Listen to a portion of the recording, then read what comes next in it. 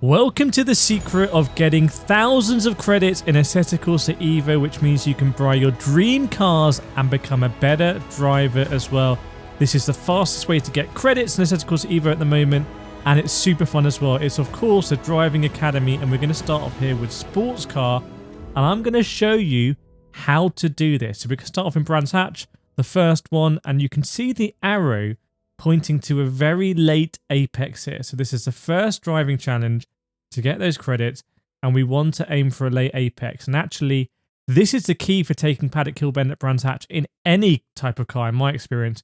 You want to go super late on the apex. So if you're trying to hit that apex too early, that means basically hitting the curb too early, you will run wide on the exit into the sand. You can see here, I'm clipping the curb at this point, and I'm going to show you, by the way, in this video, all of the fastest laps, all of the laps that will guarantee you to get 3 stars and get those credits. So coming into Druids now, one of my favorite hairpins in the world, and you can see that I'm going to brake just before the shadow in the Audi here. Now, I reckon some people might be able to brake in the shadow if you're like particularly good at your threshold braking, but for me, I'm going to do a different technique. It's a bit easier as well. I'm going to brake before the shadow, and now I'm going to point the car in to the corner, to the apex. So I'm not going parallel with the white line. This is a tip that I really learned when I was doing real world racing Mazda MX-5s in Spain, doing all sorts of unusual angles.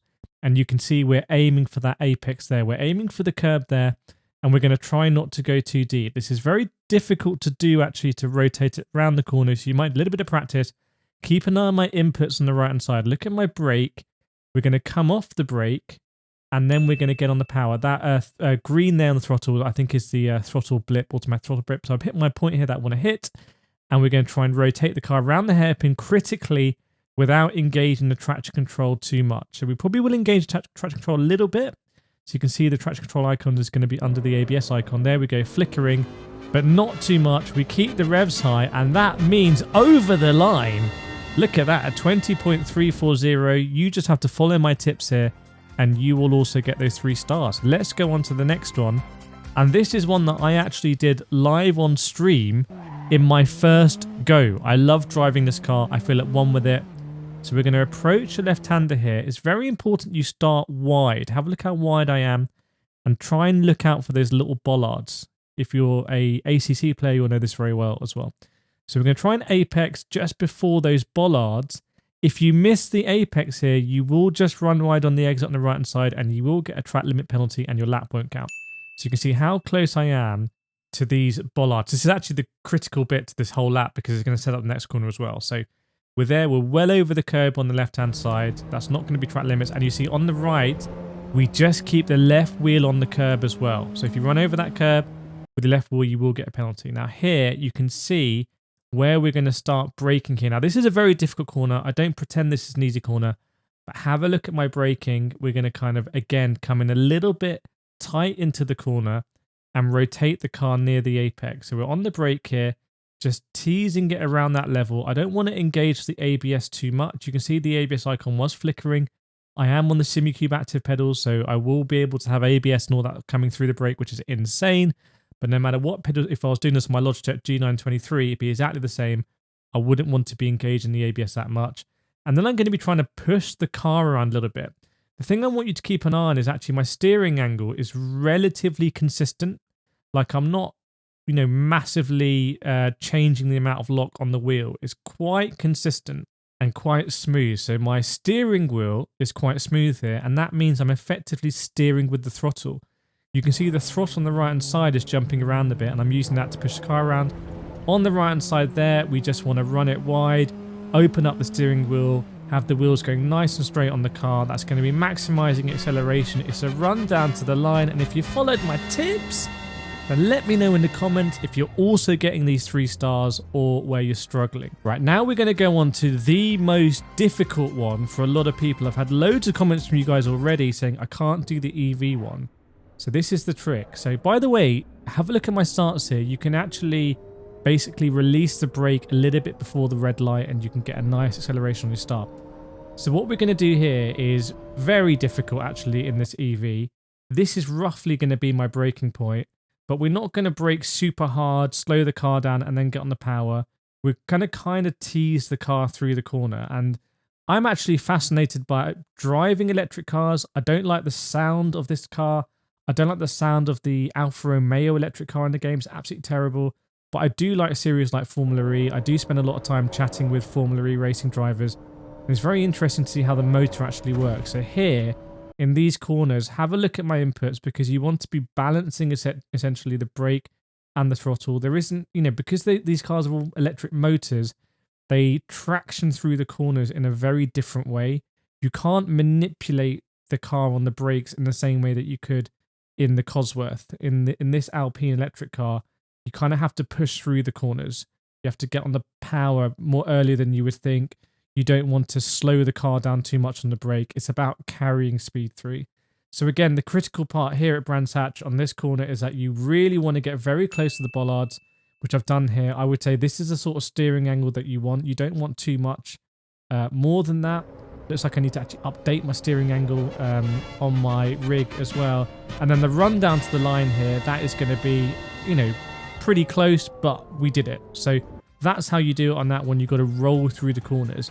This is a super tricky one. I'm surprised I'm not seeing more people asking for tips on this one. And I wonder if a lot of people aren't getting there yet because there's so much to do. So I've taken TC off now. Have a look. That's a secret tip. Traction control off. And we're going to be very fast through this corner. We're not even, I think, going to touch the brake at all. We're just lifting a little bit. So see, we're lifting, allowing the car, the Toyota, to turn in. And we're going to absolutely destroy this bollard and just completely abuse track limits. That's the secret here. Do not respect the track limits this corner at all. Otherwise, you'll just end up in the grass on the left-hand side. You have to abuse them. And then we're going to come in here and we're also, have a look at the braking marker. You've got these two cones on either side. We're going to brake around there. So we're approaching the braking marker. Have a look at my brake. Go up, go up, go up, go up. And there we are. You don't want to brake too hard here either, actually, because there's a real danger you can lock up. You actually want to trail into the corner. It's a really good corner to practice trail braking. A lot of people don't know this, but because you want to get in this dip, once you get in that dip, you will have the benefit of a load of camber. So you can see me here releasing the brake and turning the wheel. This is trail braking. So I'm very gradual releasing the brake. And now I'm gradually putting on the power, and this should all kind of be a magical mix at the apex point, which is where we are now. So good to practice trail braking here. I wouldn't brake hard in a straight line and then trying to turn in. You're really in danger of missing that apex and not getting the benefit of the camber.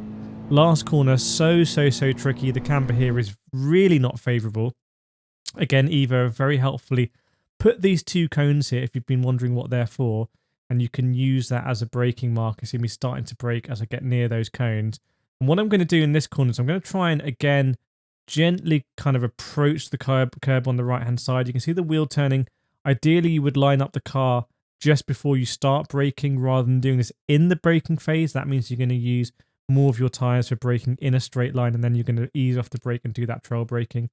I'm having to do a little bit in the braking phase here. And we're going to try and get close to this curb. I don't think it's super important to hit this curb aggressively. In fact, if you do hit it aggressively, sometimes it can bounce the car and it can actually push you off to the left-hand side on the exit. So you want to get close, but you definitely want to keep the car nice and smooth here because it's such a awkwardly cambered corner. And on the exit, just absolutely floor it. Don't worry about straddling that white line. And you'll get the 3 stars and more importantly, the credits. Now, this is the most difficult one. I promised you in this video I was going to help you just become a faster driver as well. And if you feel like you've become faster already, please hit that like button and make sure you're subscribed because I'm going to be doing more guides like this.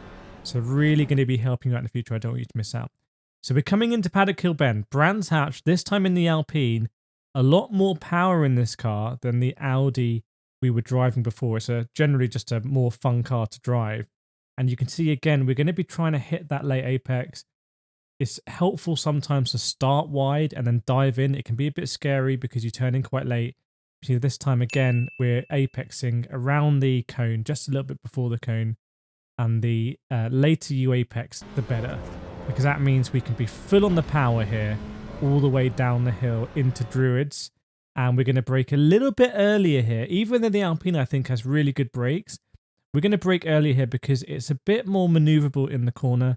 So I'm actually going to push the car around a little bit more. Whereas in the Audi, I just wanted to decelerate more in a straight line, hit that pivot point, and just kind of caress the car around. With the Alpine, I'm more happy to wrestle the car around, if that makes sense, because it's just a better platform to handle it.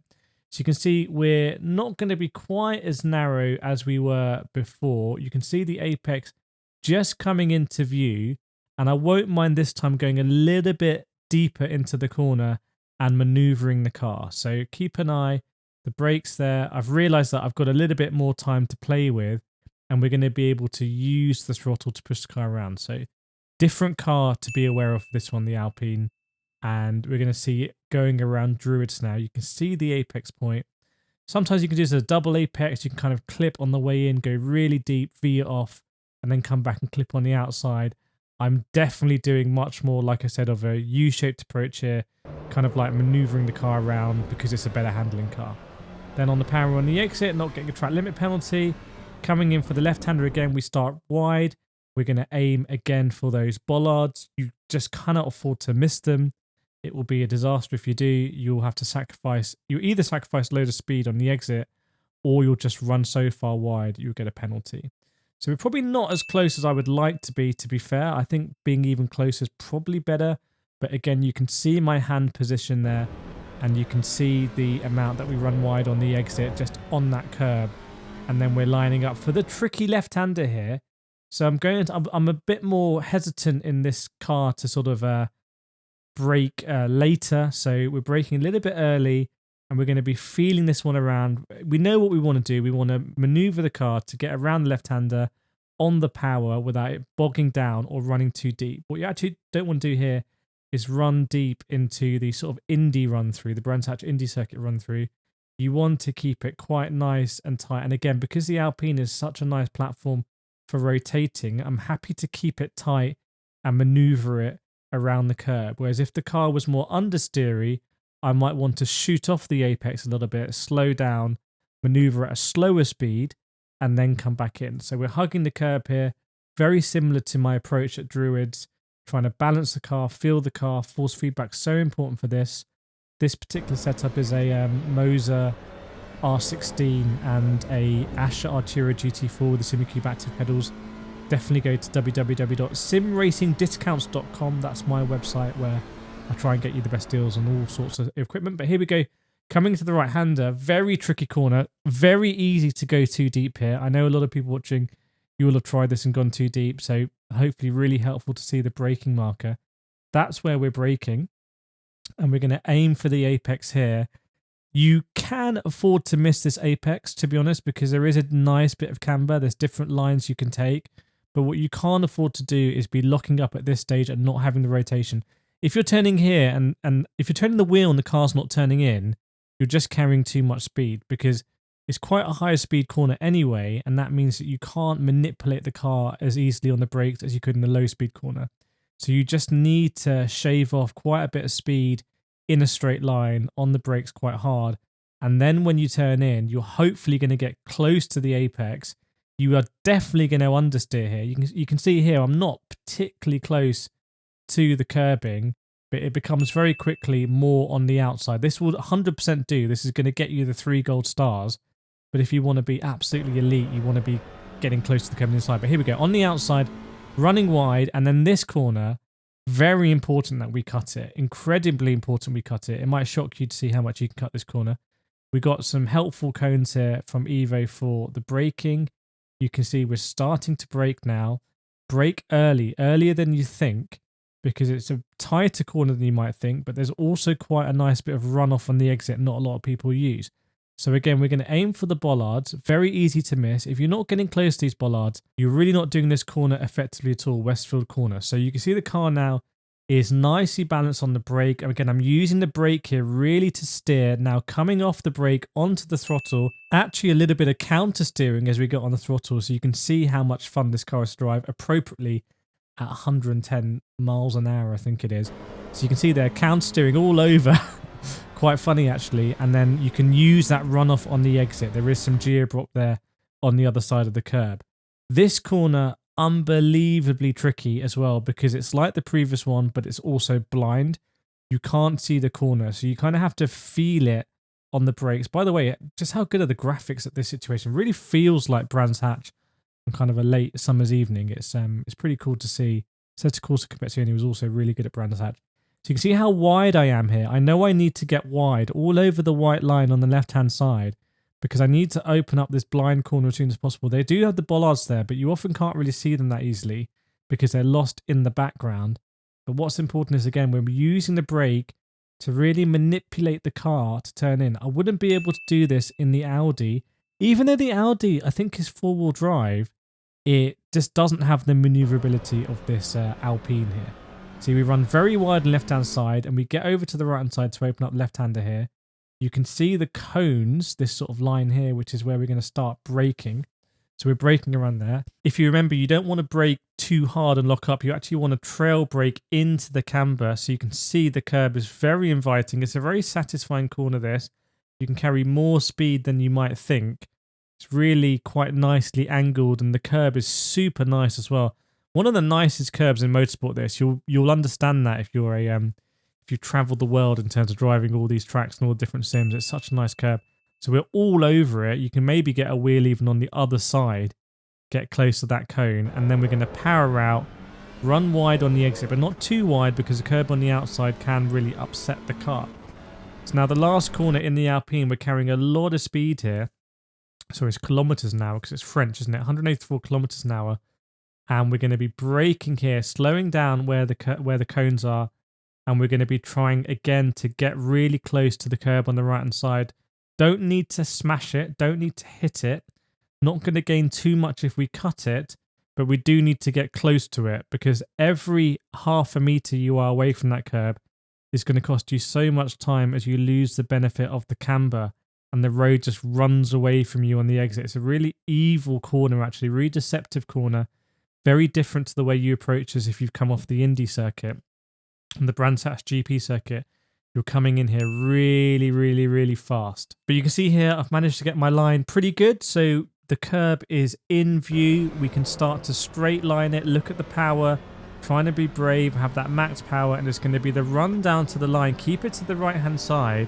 And by the way, if this has helped you, make sure to give me that free subscription and like. But also, here's some videos on screen that are also going to help you with your driving. I'll see you next time.